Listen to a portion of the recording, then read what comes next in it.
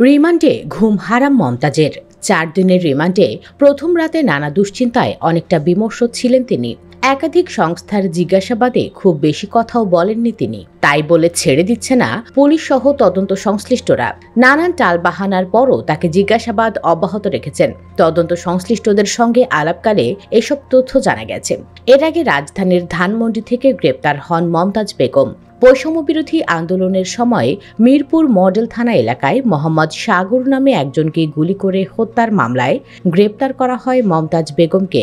পরে মিরপুর মডেল থানার পুলিশ তাকে আদালতে হাজির করে রিমান্ডের আবেদন জানালে 4 দিনের রিমান্ড মঞ্জুর করা হয়। এ প্রসঙ্গে মিরপুর মডেল থানার অফিসার ইনচার্জ মোহাম্মদ সাজ্জাদ হোসেন বলেন, মিরপুর মডেল থানার অধীনে মমতাজ বেগমকে রিমান্ডে নেওয়া হলেও নিরাপত্তাজনিত কারণে তাকে ডিবি কার্যালয়ে রেখে জিজ্ঞাসাবাদ করা হচ্ছে। জিজ্ঞাসাবাদ প্রাথমিক পর্যায়ে রয়েছে, ফলে উল্লেখ করার মতো কোনো তথ্য এখনো পাওয়া যায়নি। ওসি সাজ্জাদ হোসেন আরও বলেন, রিমান্ডে আনার পর মমতাজ বেগম কিছুটা বিমর্ষ ছিলেন, কথাও বলেছেন কম। তবে আমরা জিজ্ঞাসাবাদ অব্যাহত রেখেছি। এ বিষয়ে ঢাকা মহানগর গোয়েন্দা পুলিশের মিরপুর বিভাগের উপকমিশনার মোহাম্মদ মিজানুর রহমান বলেছেন, ডিবি পুলিশ কেবল মমতাজের সুরক্ষার দায়িত্ব পালন করছে। সার্বিক পরিস্থিতি বিবেচনায় রেখে মমতাজকে ডিবি কার্যালয়ে রাখা হয়। এখানে মিরপুর থানার পুলিশ ছাড়াও দুর্নীতি দমন কমিশন সহ আরও বিভিন্ন সংস্থা এসে প্রয়োজনীয় জিজ্ঞাসাবাদ করছে।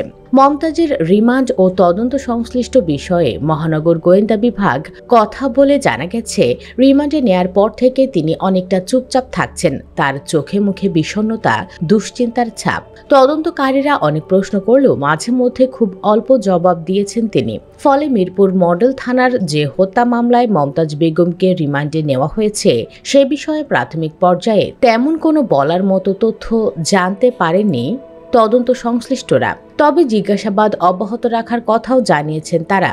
কণ্ঠশিল্পী মমতাজ বেগম আওয়ামী লীগের মনোনয়নে মানিকগঞ্জ 2 আসন থেকে একাধিকবার সংসদ সদস্য নির্বাচিত হন। তবে 2024 সালের জাতীয় সংসদ নির্বাচনে ওই আসনেই স্বতন্ত্র প্রার্থীর কাছে হেরে যান তিনি। তারপর থেকে তিনি অনেকটা আড়ালেই ছিলেন। গত বছরের 19 জুলাই মিরপুর 10 নম্বর গোলচত্বর এলাকায় বৈষম্য বিরোধী ছাত্র আন্দোলনে অংশ নেওয়া মোহাম্মদ সাগর নামে এক যুবক গুলিবিদ্ধ হয়েছিলেন। পরে তার মা বিউটি আক্তার অনেক খোঁজার পর গভীর রাতে মিরপুরের একটি বেসরকারি হাসপাতালে ছেলে সাগরের লাশের সন্ধান পান। এ ঘটনায় 27 নভেম্বর বিউটি আক্তার বাদী হয়ে শেখ হাসিনা সহ 243 জনের নাম উল্লেখ করে মিরপুর মডেল থানায় মামলা করেন। এই মামলায় মমতাজ বেগম 49 নম্বর আসামি বলে জানিয়েছে পুলিশ। সুপ্রিয় দর্শক, রিমান্ডে মমতাজ কোনো তথ্য দিচ্ছে না।